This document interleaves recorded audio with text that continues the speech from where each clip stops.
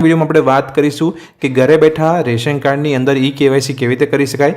તો દોસ્તો રેશન કાર્ડની અંદર ઈ કેવાયસી કરવા માટે તમારે બહાર કંઈ જવાની જરૂર નથી। રેશન કાર્ડની અંદર ઈ કેવાયસી કરવા માટે તમારી પાસે આધાર કાર્ડ નંબર હોવો જોઈએ, તમારા રેશન કાર્ડનો નંબર હોવો જોઈએ અને આધાર કાર્ડ સાથે તમારો મોબાઈલ નંબર લિંક હોવો જોઈએ, જેથી તમે ઓટીપી આપીને આ પ્રોસેસ કરી શકો। તો આટલી માહિતી તમારી પાસે હોવી જોઈએ।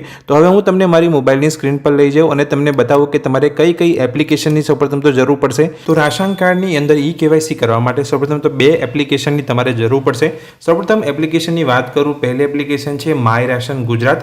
આ એપ્લિકેશન તમને પ્લે સ્ટોર ઉપરથી મળી જશે, તમારે ડાઉનલોડ કરી લેવાની છે। માય રાશન એપ્લિકેશન ડાઉનલોડ કરી લીધા બાદ તમારે આધાર ફેસ આરડી એપ્લિકેશન તમારે પ્લે સ્ટોર પરથી ડાઉનલોડ કરી લેવાની છે। આ બે એપ્લિકેશન તમારે ડાઉનલોડ કરીને રાખવાની છે। ત્યારબાદ તમારે માય રાશન એપ્લિકેશન પર તમારે પાછું જવાનું છે। એપ્લિકેશનના હોમ પેજ પર આવ્યા પછી તમારે અહીંયા આધાર ઈ કેવાયસીના ઓપ્શન પર ક્લિક કરવાનું છે।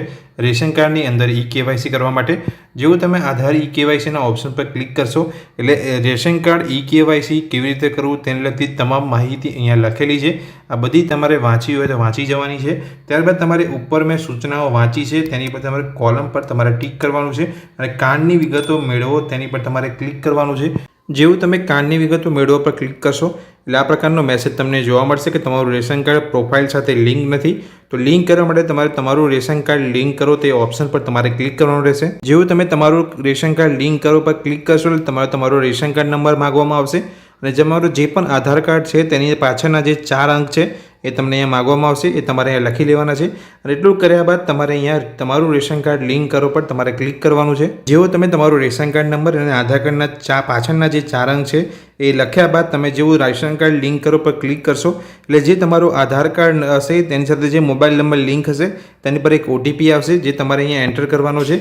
એટલા માટે અહીં હું સંમતિ સ્વીકારું છું તેની પર તમારે ક્લિક કરીને આધાર ઓટીપી જનરેટ કરો તેની પર તમારે ક્લિક કરવાનું છે। જો તમે આધાર ઓટીપી જનરેટ પર ક્લિક કરશો એટલે તમારા મોબાઈલ પર જે તમારું આધાર કાર્ડ સાથે જે નંબર લિંક હશે એ મોબાઈલ નંબર પર મને ઓટીપી આવશે, એ ઓટીપી તમારે અહીંયા લખી દેવાનો છે ખાલી જગ્યામાં। અહીંયા ઓટીપી લખ્યા બાદ તમારે ઓટીપી ચકાસો પર ક્લિક કરવાનું છે। જેવું તમે ઓટીપી ચકાસો પર ક્લિક કરશો એટલે રેશન કાર્ડ લિંક સક્સેસફુલીનો તમને અહીંયા મેસેજ જોવા મળશે, યુ કેન અપડેટ ડિટેલ્સ નાવ। એટલે અહીંયા જે ડિટેલ્સ છે એ તમારી અપડેટ થશે એટલે જે 24 કલાક જેવો સમય લેશે, 24 કલાક થઈ ગયા પછી તમારે ફરી આ એપ્લિકેશન પર આવવાનું છે અને શું પ્રોસેસ કરવાની છે હું તમને આગળ બતાવીશ। તો 24 કલાક થઈ ગયા પછી તમારે ફરીથી એપ્લિકેશનના હોમ પેજ પર આવવાનું છે અને ફરીથી તમારે આધાર ઈ કેવાયસીના ઓપ્શન પર ક્લિક કરવાનું છે। જેવું તમે આધાર ઈ કેવાયસીના ઓપ્શન પર ક્લિક કરશો અને ફરીથી તમારે નીચે ઉપરની સૂચનાઓ મેં વાંચી છે એ બોક્સ પર તમારે ક્લિક કરવાનું છે અને કાર્ડની વિગતો મેળવો તેની પર તમારે ક્લિક કરવાનું છે। કાર્ડની વિગતો મેળવો પર તમે જેવું ક્લિક કરશો તમારી જે રેશન કાર્ડની જે પણ સભ્યો હશે રેશન કાર્ડની અંદર એ બધા લોકોના નામ અહીંયા જોવા મળી જશે। હવે કોઈ પણ એક સભ્યનું નામ તમારે સિલેક્ટ કરીને અહીંયા ઈ કેવાયસી કરવાનું છે। કોઈ પણ એક સભ્યનું નામ તમારે સિલેક્ટ કરવાનું છે અને આધાર ઓટીપીથી તમારે ઈ કેવાયસીનું અહીંયા પ્રોસેસ કરવાની છે। એટલે કોઈ પણ એક સભ્યનું આપણે નામ સિલેક્ટ કરી લઈશું અને નીચે આપણે આધાર કાર્ડ એનો નંબર જે હશે, જે પણ સભ્યને આપણે સિલેક્ટ કરશે તેનો આધાર કાર્ડ નંબર તમારે એન્ટર કરવાનો છે। જેવો આધાર કાર્ડ નંબર તમે એન્ટર કરી લેશો એટલે તમારે હું સંમતિ સ્વીકારું છું જનરેટ ઓટીપી પર તમારે ક્લિક કરવાનું છે। એવું જનરેટ ઓટીપી પર ક્લિક કર્યું એટલે એ અહીંયા ઓટીપી આવી ગયો છે, વેરીફાઈ ઓટીપી પર તમારે ક્લિક કરી દેવાનું છે। ઓટીપી એન્ટર કરીને તમે પ્રોસેસ કરશો એટલે તમે રીડાયરેક્ટ થઈ જશો બીજી એપ્લિકેશન જે આપણે આગળ વાત કરી હતી, આધાર ફેસ આરડી કરીને જે એપ્લિકેશન હતી તેની અંદર તમે રીડાયરેક્ટ થશો અને ત્યાં તમને અહીંયા તમારો ફેસ માગવામાં આવશે।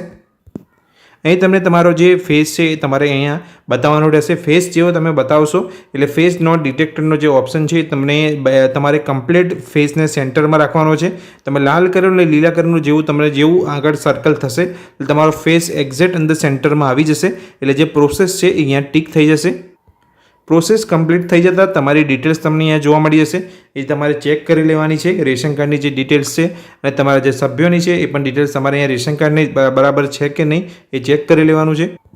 ચેક કરી લીધા બાદ નીચે તમને જે ઓપ્શન છે તમને જોવા મળશે સેન્ડ ડિટેલ્સ ફોર અપ્રુવલ। એ ઓપ્શન પર તમારે ક્લિક કરવાનું છે.